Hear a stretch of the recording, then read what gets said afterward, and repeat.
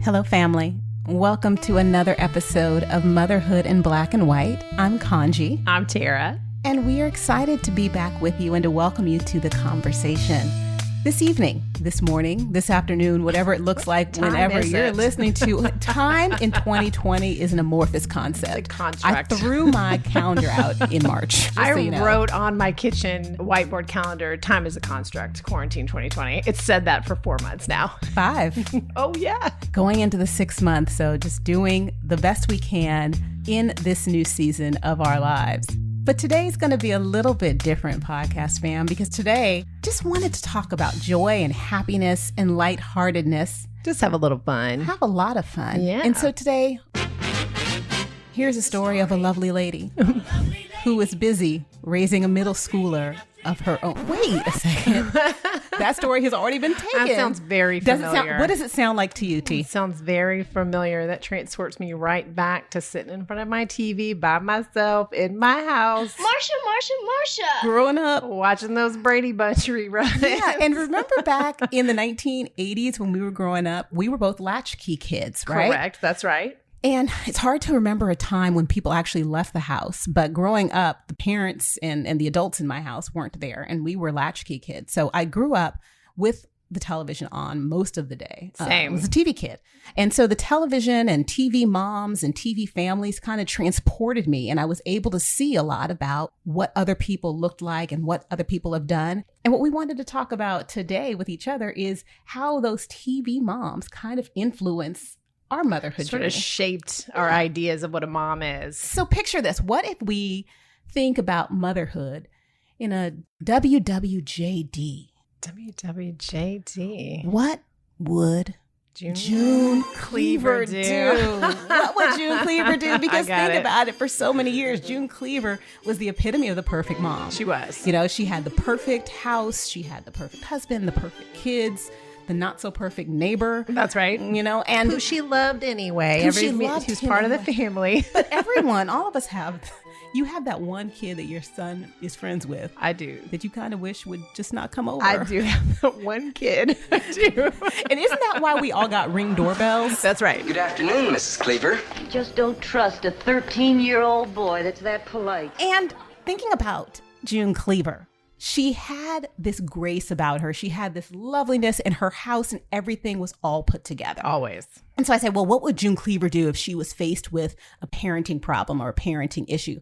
But as TV evolved, as cultures evolved, as time has gone on, we had all of these different types of moms that we were able to look to for representation. Right. So what we want to do is, we talked a little bit earlier this week about your experience, Tara, and who your top 5 TV moms of all time are. That's right. Yeah. And family, I want you guys to think as well. If you think about who are your top 5 TV moms, and maybe think, before we reveal our list, I love the cliffhanger aspect of this. It's a lot of fun. It's like building, right? The anticipation. Right. So think about who are your top 5 TV moms, and let's see if our lists kind of line up. Yeah. Growing up as a latchkey kid, there was a lot of what I did that was dictated by television. You know, not only was my mom not home, but when I went and spent summers with my grandmother, my Medea, down in Nashville, Tennessee, she also wasn't home.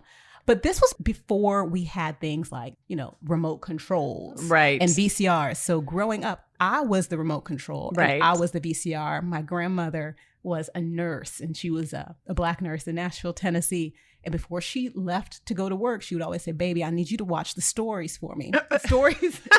Did you? I know exactly what the stories are. I do know what the stories are. Yes, ma'am. The stories are the soap operas. So I would have to, at 7, 8, 9 years old, watch the soap operas. Yep. And give my grandmother the full report when she got home from work. I knew everything about, you know, the Luke and Laura's wedding, yes, Reba and Josh and their love affair. You know, so that was how I was raised. And TV kind of helped to shape me and also formed a lot of my relationships with people. So top 5 TV moms. They might look a little different because we've been alive for a few decades now. Tara. Yeah, I was thinking about when I was making my list, I was like, this is a lot of fun. It's very fun to go back and think about this, but it is going to date me quite a bit. Like, my list is extremely old. I don't even know if anybody's going to know some of these moms. Probably not. That's okay. I'm excited to hear your list. So we're going to start the list rundown, and we're going to reveal our number 5 TV moms. You go first, my dear friend. Oh, my number 5. Okay, so my number 5 is Morticia Addams. When we're together, darling, every night is Halloween. Yes, it is. Don't laugh at me. It is Morticia Addams. And here's why. I have very good reasons why.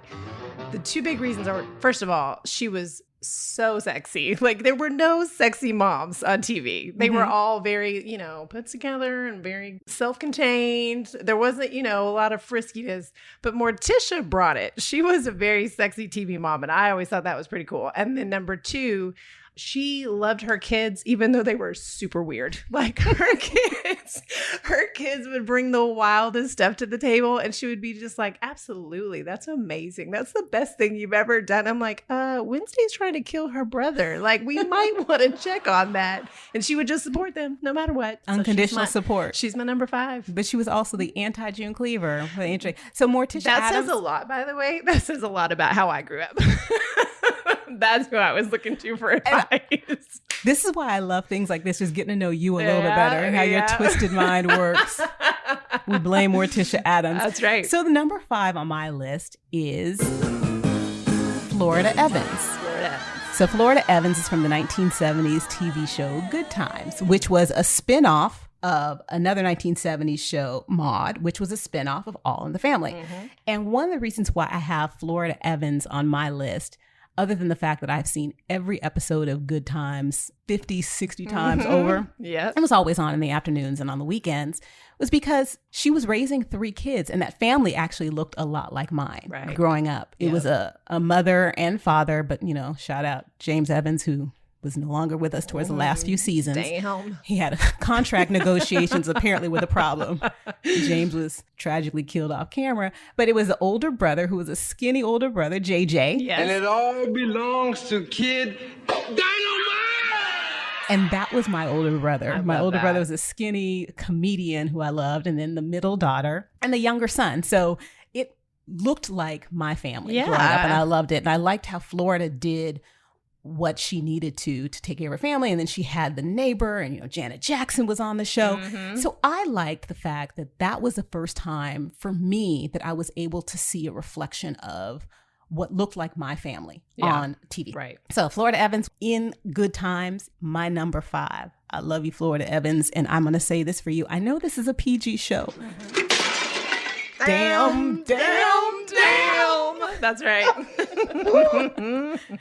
Okay, so number 4, who you got? Number 4. So number 4, I have Mrs. Cunningham, also known as Mrs. C from Happy Days. And the reason that I really loved her when I would watch that show growing up is that she was everybody's mom. Yeah. So, she had her own kids, but she also mothered all of their friends. They were always at her house, Always at her house. in and out. And I love that she was the only one who could call Fonzie Arthur by his first name. I loved that. Oh, you've given me new hope, Arthur. Hey, that's what I'm here for. She had a little talk back to her. You know what I mean? She was in the 50s era on the show, but she didn't take a lot of mess. I'm going to bed. Yeah, but sweetheart, it's gotta be warmed up. Howard, sit on it. She definitely gave it back, which I could appreciate that about her. And, later in life, she went back to work. And I just loved that even though she was kind of an era where she was kind of against the grain in that way, she had a little bit of sass to her, but she was also such a great, warm, inviting person for all of her kids and their friends. I love that. What was your favorite episode of Happy Days? Oh, I knew you were going to ask me that. So I was a big Mork and Mindy fan. So, of course, I loved it when Mork was on. Nanu. But I always think about, for some reason, it just got stuck in my brain, I guess because it's such a part of pop culture vernacular now, but the whole jumping the shark episode. Yeah. I just always, when I think, I know there's 100 more to choose from, but I always think of that one because it always just cracks me up that it became this thing that turned into its own phenomenon. Here we go, Fonz. I'm heading for the ramp. Are you sure you want to do it? I liked Happy Days, but again, just didn't really look like my family. But it looked like what I wanted my family to look like. Not in terms of the color, but in terms of the stability of it, Yes. Yeah, I get that. And I think also that when we look at Happy Days, And I can see that you have taken a part of Mrs. C's personality from that because you're the den mother, you're the cub mother. And I don't know if our family knows this about you, but I'm a den leader. You're a den leader. Yes, I'm a den leader in Cub Scouts. So I have 5 little guys that I've been their den leader, for 4 years now, which blows my mind. But yep, I teach them how to do stuff, and I have them in my house. And I'll just say, very similar to your experience, I was also on my own a lot as a kid, and in a lot of ways sort of untethered in general. And so I often look to my friends' parents to help me, or my aunts to take care of me. And so I always loved that I got some of that love and affection, in extended family members and friends. And so when I saw, Miss C was kind of like that, and I always wanted to be that mom who was like, you can all come to me. My house is always open. That was always sort of something I wanted to do or be. All right, Kaanji, so what's your number 4? Your number 4 had Arthur Fonzarelli, who was a fantastic motorcyclist. Mm-hmm. I loved it when he jumped the shark. Mm-hmm. And my number 4 actually also has a motorcycle component in it. Okay. My number 4 mom is Gemma Teller-Morrell from Sons of Anarchy. She was on my alternate list. There is no alternate list. So evil. Evil. I mean, Loving. yeah. She loved her son Jax. True. And the reason I put her on this is because she was that fierce tiger mom. Yeah. You stay away from my family. Oh, what? You gonna kill me, Gemma? Huh? Like you did the first husband? You stay away from me, you son of a... And as we all know, there is nothing she would not do for her baby boy. Nothing. And that is absolutely nothing. Absolutely nothing she would not do. Every time I said your name the first year I knew you, Tara, I'd be like, Tara. Oh, I know. I Like remember Jax you would say, telling me remember? that. I say your name like Jax says it on Sons of Anarchy. I'm you like, never you heard do, that actually. before. I love you, Tara. But having a mom of a son who was in a motorcycle game, she might have been a little too accepting. Yeah, maybe. She was a little too permissive. A little bit, maybe. But also, we talked about Morticia Addams showing unconditional love. That was Gemma Teller showing it. And I like that Sons of Anarchy showed a different type of mom. That's true. She was the anti-June Cleaver. Yes. She was super fierce about, even how she loved her grandkids, and it was always about the family. So I get Always that. about the family, Always yeah. about the family, yes, and keeping everybody together. I love you, Jackson, from the deepest, purest part of my heart. You have to do this till we are, sweetheart. My baby boy. So that was why Gemma from Sons of Anarchy is my number 4. Number 4. So, family, if you had Gemma Teller on your top 5 list, please reach out to me because I think that we will automatically be really good friends. Yeah, go ahead and mark that bingo card because you just won. You just won the Kaanji bingo. That was a surprise. I thought it That's would be. a good one. So, number 3, who's number 3 on your list? Okay, so number 3, I'm going to come forward a little bit and pick Joyce Byer from Stranger Things. I have never heard that name before. Never? In my life. Have you watched Stranger Things? I don't know what you're talking about. Kaanji. Yeah. You gotta watch Stranger Things. Okay, so Joyce Byer is played by Winona Ryder. And Stranger Things was a show that came out, I'm not gonna get it right, maybe 3 or 4 years ago. Netflix. Well, essentially what happens is her son, he disappears. My son, Hop! My son!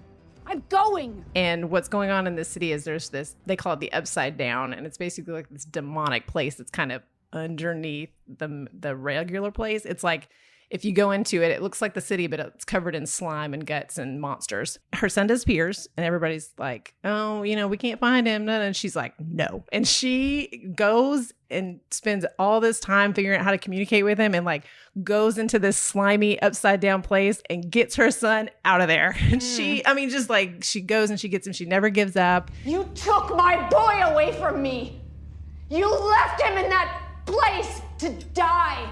And then when he's back, he's weird. He had this crazy traumatic experience. And so like in season 2, you get to kind of watch him navigate that. And she just never quits on him. And she has 2 sons. She has an older son and her younger son. And she just always supports them, is always there to like fight for them and make it better. And she never gave up on him. And I just loved her in that. Joyce Byer is her name? Joyce Byer, yep. Have you ever had your son disappear? No, not for more than like a minute and a half. And that was long enough. Yeah. Yeah. We had a moment in a store one time where I like flipped around a couple of times and you have that like panic for just a second. And I made it to track him down pretty quickly. We lost Roman at the Texas State Fair. You did? Yes. And it was the most terrifying, I would say 2 hours, but I know it was only about 17 or 18 minutes. Oh my God. But when Roman was about 4 years old, we were at the Texas State Fair. And for our family that's listening, if you're listening in, Texas, of course, everything is bigger in Texas. And back then they had these inflatable bounce houses. Right. And they had the inflatable slide. Okay. And he wanted to go down the inflatable slide. And we were in an indoor section of the State Fair. And my husband and I were standing next to each other. And I told my husband, I said, hey, you go stand at the end of the slide house. It was like the little bouncy house, obstacle course, everything. And it was packed. There were kids everywhere and everyone looked the same. And I was standing at the front. And so I see Roman go into the obstacle course, knowing that my husband is on the other end of it. And a couple of minutes later, I walk to the end and my husband is standing there and Roman's nowhere to be found. Oh my God. And I said, where's Roman? Yeah. And he's like, I don't know. And unbeknownst to us, Joey was standing on the right side of the slide at the very end. And as soon as Roman got off, he darted off to the left. Oh, so, man. But no one knew where he was. Oh, God. And automatically, I started shrieking. And we started looking around. And Joey ran back through the slide. And we were tearing everything up. And in that moment, I got a security guard. I said, our son is missing. And the security guard got on the walkie-talkie. And they closed and locked all of the doors. They locked everyone in. And they said, ma'am, what is he wearing? And Tara, I closed my eyes. Oh, gosh. And I could not remember what he was wearing. And there was, Joey is kind of yelling at me and I'm yelling at him. The hell am I supposed to think? You're such a great mom? You're a mess! Don't you dare! At least I was here! Oh, come on, Joyce. Just look around at this place. And every emotion I had in that moment was just panic and sheer terror. I couldn't remember what he was wearing. It was just something that simple. Yeah. I had no idea. So after a few minutes and we're all walking through the pavilion, someone found him. A security guard found him and was holding his hand. And just what happened. Like I mentioned to you, he got off the slide and he ran to the left and he went and he found someone in uniform that he trusted, that he felt safe with. And that person held him until they were able to find us. Yeah. And we would love to be the moms that never had those experiences. Right. Yeah. I would love to say that I've never lost my kid. Yeah, I hear but you. I did. And I try to do everything right. And again, I say what would June Cleaver do? Because that's not something that is ever portrayed on TV. But when it is portrayed, a lot of times it has the unhappy ending. Right. Talk about guilt, for years. Yeah. But then also the panic, he's never going back on a bouncy house ever again. My palms are sweating just listening to your story. Yeah. I totally know how that feels. And so I've never seen Stranger Things. I don't know if I would be able to, because when you talk about losing a child, reignites that panic. Yeah. No, not ready to go back there. Not ready to go back there at all. Yeah. Well, spoiler alert. She finds him. It's okay. You can do it. Happy ending. I love it. It's not totally happy. It still gets weird, but he's okay. He makes it back. We get a happy ending. And you know what? Happy ending of my life, because my husband found our son. Oh my gosh. And yeah, he's here right now practicing his bassoon. He started playing bassoon this year, 6th grade. Oh, wow. All interesting, all good stuff. This week he's been playing the bassoon. Fun times. Yeah. You're such an optimist. I mean, I do my best. We're just gonna what we're gonna do? What's that? We're gonna keep Q-tip in business by just getting some cotton swabs in my ears for the next year. That's right. Get you some of those good earplugs. Good earplugs. So my number 3 is also a newish character. Okay. She's newish from a TV show that's been on the air for a few years. The TV show is Blackish. And the character is Rainbow Johnson, the matriarch of that family. Listen, we both have huge jobs, but when I come home from mine, from, saving lives and whatnot, I start a whole other second huge job. When you come home, you play video games. Hey, that is ridiculous. I love the TV show Blackish. And I know that a lot of people don't watch the TV show, unfortunately, because of the title and the name. I've heard a lot of my white friends say, oh, that's a TV show for Black people. I don't watch it. Family, if you have not seen this show, let me tell you, you are missing out, because it is not about Black people. It's not just about the Black experience. It's about the family experience. Right. And something that a lot of TV shows in the 80s did so well, like Family Ties or Cosby Show, or even if you're going to talk about the early 2000s, Gilmore Girls, is you show real experiences of people and families that don't look like the traditional family, right, but actually are just how families in America look now. Yeah. And so Rainbow Johnson is a working mother. She's a doctor. She has 5 kids. She has a husband who's an executive. They live in an upper class section of Los Angeles. And Rainbow Johnson is the antithesis to a Florida Evans. You know, Florida Evans was the representation that we saw of the Black women in the 1970s. We saw that kind of family in the 1970s. Yeah. And that was the portrayal, the media portrayal of Black people. You would have them living in the ghetto, Right. Living in the projects, and striving and surviving, and in spite of and maybe because of it. Rainbow Johnson and the Johnsons are on the come up. They have come up. They have Just arrived. fine. Yes, but that's how a lot of Black America lives. You know, you have a large majority of Black America that looks like the Rainbow Johnsons and the Johnson family. But for so many years, for so many decades, all we saw and the portrayals were of the element that the media wanted us to portray. And it took a long time Like to more- have the representation. Yeah, like more poverty and Yeah. like struggle all the time and Right. you know, single moms. correct. Yes. So seeing someone that looks like Rainbow who has the experience that is very similar to kind of what I've had. Yeah. Love it. You saw Roots, right? You know I did, black man. No, you didn't. I did not, black man. Okay, look. There's a scene in the movie where Kunta Kinte. Oh, what is that? I don't know what that is. LeVar Burton. Oh, Reading Rainbow. The black dude from Star Trek. Okay, well, unlike you, Dre, I'm not just gonna celebrate any girl that Junior brings home. What if she's mean? What if she's dumb? What if they don't have anything in common? Alla yappi gin snack. Vår atchilad, men smells a laugh for onions. Megan! How'd you two meet? I was actually coming down the hall when I noticed him. A couple of freshmen were trying to take his backpack. You should have seen Megan confront those girls. She was amazing. Well, I mean, Megan's amazing at everything. Love it.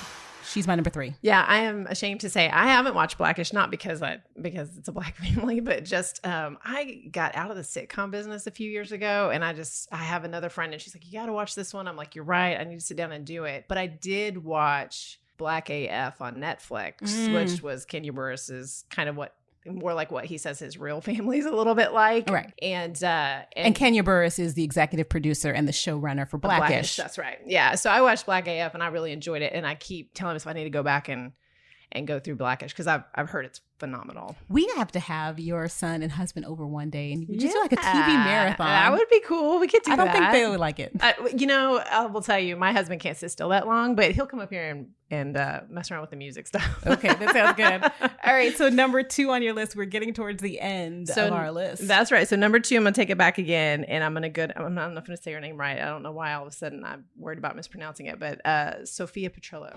Oh. Sophia Petrillo is my number 2. She was on my alternate list. Was she? Yes, she's a good one. And from the Golden Girls. From the Golden Girls, that's right. And what I loved about her is that, she was living with her adult daughter, quite adult, a daughter, much older, and her friends. And even though her daughter was well past middle age and retirement age, and they were living together, they still had this really tender relationship.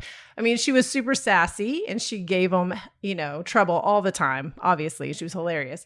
But in those moments where she really needed to be, you could just tell, like, she obviously still loved her daughter and wanted the best for her daughter and would really hype her up when she needed it. I wouldn't give up having you for anything in the world.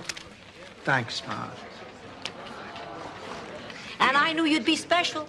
And I didn't disappoint you? A little. The theme for me is obviously, I like them a little sassy and a little tender. I like a little bit of both in my mom on TV. So. Listen, you are never too old for mama. When I call and text my mom, if she don't answer the phone, I'm like, what are you doing in this world that is more important than talking to me? I should be number 1. Always. You never get too old for your mama. So I love that. I loved that show, and I love Sophia Petrillo, and I love the actress that played her. Estelle Getty. Estelle Getty, that's right. And B. Arthur. Shout out to B. Arthur from Maude. That's right. B. Arthur. They made him good back then. Yeah, she was such a fabulous comedian. Yeah. And this is my mother, Sophia. It's nice to meet y'all. So, Becky, what brings you to Miami?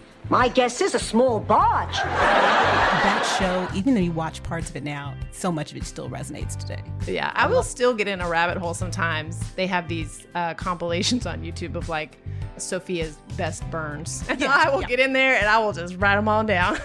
I said it before and I'll say it again. Sluts just heal quicker. Mel makes me feel young and beautiful and special. When we're together, we laugh a lot. Why wouldn't you? You're both naked. So now I'll know where you get all your comedy bits from. That's right. Sophia Petrillo said, Yeah. Sarcastic Italian humor. That's my vibe. You do have very sarcastic humor and wit. Family, if you only knew. And you're going to find out more as you get to know Tara as we keep better. going. Yeah. Yeah. Well, and what was so funny, I remember watching that show when I was younger, and my mom would point out that even though she plays the mom on that show, she was actually, I think, maybe one of the younger members of that cast, which was really funny to me. I still think she's one of the funniest female characters we've seen on TV ever. Long time. Hilarious. I loved it. So funny. My number 2 is actually not from a comedy. Okay. It's from a drama. And my number 2 mom is Meredith Grey from Grey's Anatomy. Ooh, another new one. You're showing me up. I'm in the old stuff. I'm older than you, but I'm trying to keep it current. I like it. I don't know anything about Stranger Things, but I know everything about Grey's Anatomy. Yeah. So Meredith Grey has personified what a working mom can be. And the trajectory of her career and her motherhood journey has been on display because the show's been on the air for like 18 years. Right. So we were able to see who she was before child and after delivery. And I've said this to you before, Tara. I say to a lot of people that my life is not about high school, college, 20s, 30s anymore. I separate my life into 2 realms, BC and AD. So BC is before child and AD is after delivery. And Meredith Grey, because she's come so far as a character, we've been able to see so much of her life. We know who she was before she had kids and the parts of her that have changed some and who she is now that she has her 3 kids, including an adopted Black daughter. Yep. The showrunners there, shout out to Shonda Rhimes. I love the way that they just talk about having a multicultural, multi-ethnic cast. Yeah. And Meredith Grey, who's gone through so much heartache and pain, she just keeps it together and keeps on living. She's fantastic. She's fierce. I know she's fake, but yeah, no, I agree with you. I watched Grey's Anatomy right up until spoiler alert, Derek died. You don't remember me, Meredith, but I remember you as the coward who stood over my dying husband. You're gonna be fine. The love of my life. So after that, I couldn't come back. I watched it straight all the way through. And then when he died, I was like, I'm out. I can't do it anymore. And I've gone back a few times just to catch up a little bit and see what everybody's doing. But her motherhood journey was so interesting with, the adoption first and then having kids sort of surprisingly. And then one after Derek passed away. Yeah. And, but I always loved that about that entire cast because they had a few people on that show that were super high powered working moms that had babies while they were in this really high stress job. Dr. Bailey did it and then Meredith did it. And I just remember watching that and being like, I don't know if I could have a baby while I had that job. Let me digress a little bit. So let me ask you a question about your motherhood journey. I know a lot about you, AD. Yep. Tell me a story about you, BC, before child. Before child? I know. You're like, what is that like? Oh, gosh. Tell us a little something about you, BC. What's hard about BC AD is that the memories get a little fuzzy AD, right? I almost cannot remember what it was like before I had a kid. I'll tell you in a nutshell. Before we had kids, there were brunches. Oh my gosh. There was sleeping in. Yeah. There were long walks in the park. Well, we talked. There were R-rated TV shows. So many all the time, up all night. Yeah. So, we talked a little bit about, you remember I was pregnant. I was in college. I was finishing my degree and I was a late bloomer on that. So I was in my late 20s, early 30s when I had Gage. So before Gage, I was a college student going at night and, full-time working during the day. And I think the biggest part of my life outside of just that stuff was I was a runner. I am a runner. And before Gage, I was constantly like training for races and traveling for races. I was going out of town all the time, hanging out with my friends, long Saturday mornings running. I mean, I don't even know what I'd do with that kind of time in my life these days. Let's have you train for a race in 2021. Can I be your cheerleader and you just run? I'm actually training for one right now. Yeah. Really? Yeah. I've got a half marathon coming in December. Okay. So we're going to be your Hold me accountable. We will. So fam, let's make sure that Tara's training goes well as she is preparing for her half marathon in December. Okay. So this is the interesting thing. We've gotten to number 1. Yes. Here is what's interesting. There are a couple of really famous TV moms that have not been on either of our lists yet. That's right. And so I'm anxious and wondering if we have the same number 1. Mm-hmm. So there's 2 moms that I'm thinking about. Okay. And I think your number 1 is going to be one of these 2. I think it's either Carol Brady or Claire Huxtable. Yes. Okay. Yes. That's right. So my number 1... You want to do it at the same time and see what happens? No. Our podcast producer would not like us. Okay. So my number 1 is Claire Huxtable. Oh, yeah, from the Cosby Show, That's the right. 1980s. Yes. How you doing, Alvin? Hi, Dr. Huxtable. How are you? Thanks for letting me in. It's okay. Hi, Mrs. Huxtable. Hello, Elvin. Is Sandra ready? Well, not yet, but she'll be down in a little while. Would you and Dr. Huxtable like some coffee? Coffee? Yeah, coffee. You mean you're gonna get it? Yes? You're surprised? I'm sorry, Mrs. Huxtable. I didn't think you did that kind of thing. What kind of thing? You know, serve. Serve whom? Serve him. Oh, serve him! As in serve your man? Well, yeah. Let me tell you something, Elvin.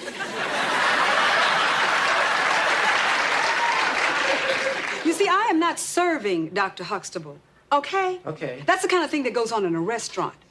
Now, I'm going to bring him a cup of coffee, just like he brought me a cup of coffee this morning. And that, young man, is what marriage is made of. It is give and take 50-50. And if you don't get it together and drop these macho attitudes, you are never going to have anybody bringing you anything, anywhere, any place, anytime, ever. That show started when I was old enough to start from the beginning. So all the shows I've mentioned, except for Stranger Things, obviously, but all those older shows I've mentioned already, I kind of watched them in reruns as a kid. But the Cosby Show started when I was old enough to be there on day 1. And so I started with that family from the very beginning. And obviously, Claire Huxtable, played by the amazing Felicia Rashad. Yes. And what I loved about her as a mother, and it tracks for me clearly, is a whole lot of sass. She did not take any mess. All 5 of yours, I see. They're very sassy, very sassy. But she was also just really strong. She was also a working mother and a very high power, she's an attorney, like this lovely mother sitting across from me right now. Thank you. And, so she worked outside the home, and she, there was no excuses made about that. She didn't pull any punches about it or have any guilt and shame about it, which is sometimes in TV shows where the moms work. She was equal in her relationship. She was equal in the house, if not the boss, obviously. And I loved how she taught her kids. Like when they would teach those Cosby children, and there were a lot of them, they would teach those Cosby children, lessons or try to help them through tough times. I really appreciated how they tried to show their kids how to work through that stuff. Yeah. It didn't feel as canned as some of like the earlier shows I would watch. It felt like some of that stuff was really groundbreaking, and I was thinking earlier about like what show sticks out to me. And do you remember when it was Theo, right, who thought he was grown, or was it Vanessa? Who was it? And all her kids thought they were grown, but she put them in their place quickly. When Theo was trying to live on his own. Yes. And he came downstairs and had breakfast, and they tried to charge him for it, and they charged him rent. And like I love that episode. It always makes me laugh. Hey, Dad, how you doing? Who? Oh, I'm sorry. I mean, Mr. Landlord. My name is Harley. Harley Weewax. Okay, Mr. Weewax, my name is Theodore Huxtable. Huxtable, yes. Your folks were by here. Very nice people. Said to give you this. There you go. Dear Theo, here's $2,000 to get started. Good luck. We love you very much, Mom and Dad. Beautiful people. This is play money. It's good here. Great. With $2,000 in my pocket, I'll be set. All right. Well, we want to welcome you to the Real World of Partners. Take a look at this. As you can see, the woodwork here is all hand done. Hi, Millie. Hi, Harley. How's everything? I just remember thinking as a kid, not to get too deep on it, but like I've already touched on, I spent a lot of time alone, and I kind of raised myself and kind of raised my brother very self-sufficient. And I just remember watching that show and being like, that family really loves each other and they care about each other, they take care of each other. And I just loved it. And loved it. I wanted her to be my mom so bad. And America loved The Cosby Show because it was the #1 show in the country for years. And spoiler alert, Claire Huxtable was my #1 too. She just... I just knew it. You knew it, right? I did. She obliterated the myth that Black women could not do and be anything. Yes. And that was what I saw. Because when that show came on the air, I was 10, maybe 11 years old. And every Thursday night at 8 o'clock, my family sat down and watched The Cosby Show. Yeah. And every Thursday at 8 o'clock, so many families we knew sat down and watched it. And this was before VCRs. Yes, my family didn't that's have right. VCR. There was no pausing. There was no recording. And over the weekend, people would get together and talk about what happened on that episode. And it just showed a normal Black family. And she was career, life, beauty, and family goals all in one. She was an attorney. She spoke Spanish. She had a good relationship. God, I forgot she Yo spoke hablo Spanish. español también, That's ¿tú right. sabes? She sang with Stevie Wonder. I was like, come on now. She can do all stuff. I can't speak Spanish, so you go, girl. Yo puedo. Yo viví en Ecuador hace mucho tiempo. I bow down. But that's why I speak Spanish, y'all. Shout out to Claire Huxtable. But I remember Put it on your life goals. I'm going to be like Claire Huxtable. I need to speak Spanish. It's like, I'm moving to Ecuador to speak Spanish at Claire Huxtable.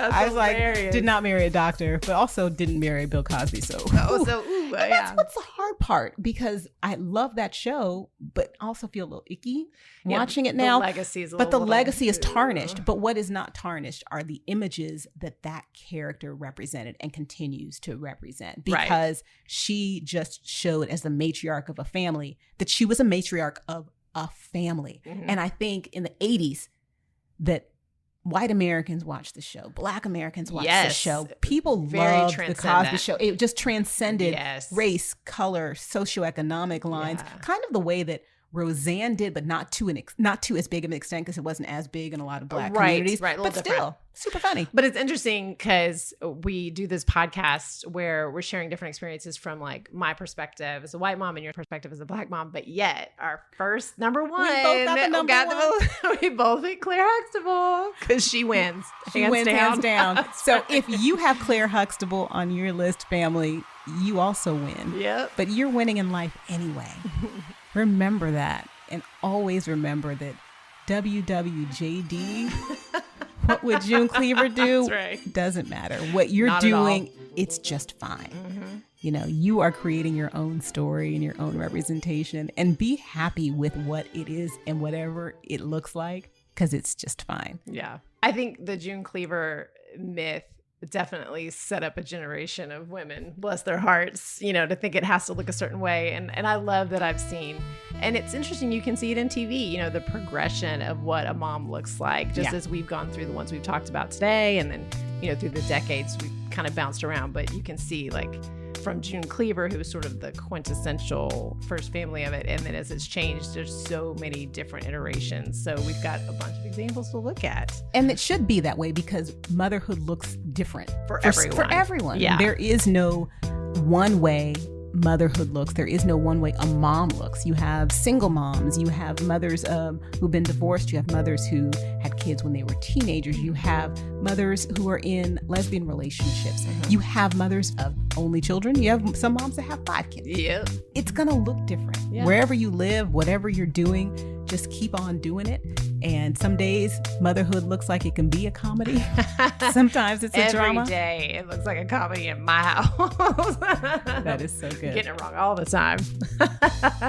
And please listen in next week for our special Labor Day episode, where Tara and I are going to share our labor stories, and a few of our friends will join us as well. And we hope that you will join the conversation. As always, thank you so much for joining and listening in. And we look forward to that Labor Day weekend. Yeah, thank you so much, guys, for joining us. As usual, we appreciate you sharing the podcast with your friends, listening. Remember that on Apple and on Google, make sure that you leave a review for us and you subscribe. And then on Spotify, you can follow us. But we love those 5-star reviews, and we love to read your feedback. So make sure you keep sharing with us. Take good care. Thank you, Mr. Podcast Producer. Am I supposed to go? I think so. I was waiting for him to do. I feel like he's always recording us at this point. I am. 5, 4, 3, 2,